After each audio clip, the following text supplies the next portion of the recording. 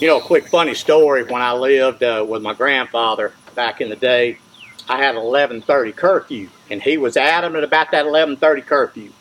So I'd go out with my buddy on the weekends on a Friday or Saturday night. His name was Michael Crumley. I'll never forget. He had a big old Thunderbird, and me and Michael would stay out to 4:30, 5 o'clock in the morning. And the way we got away with it was we pulled the Thunderbird in the driveway. I'd stand up on the hood of that Thunderbird, go through the kitchen window, stand up on the sink, and there was a clock above the sink, and I would turn the hands back to where it said 11:25. I'd go back out the window, get on the hood of the car, walk around to the front door, ring the doorbell, and about 3 minutes later, here come Granddaddy strumbling through the hallway there into the kitchen, opened up the screen door there, cut the light on, and the first thing he'd do is look up at the clock, and it'd say 11:25, and I'll never forget it. He'd look at me and say, "That's my boy right there." Never told him no different till the day he died. It was really 5:30 in the morning. So a lot of things happened at Papaw's house, I can tell you.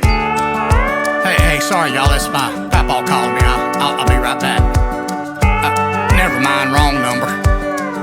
Sorry. He was always bolder than an eagle, and half his teeth were missing. He cussed just like a sailor, believed in God but not religion.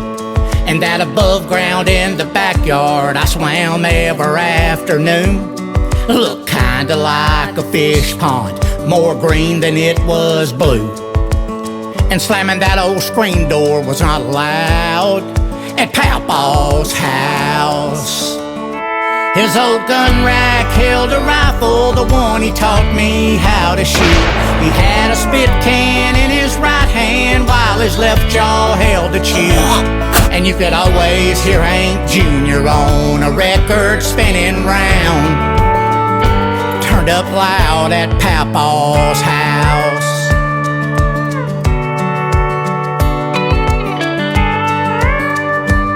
It had a big old trampoline where I'd spend the whole day jumping.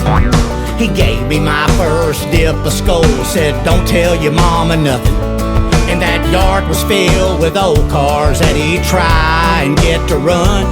Then it was off to watch some wrestling, 'cause Dusty Rhodes was real to us.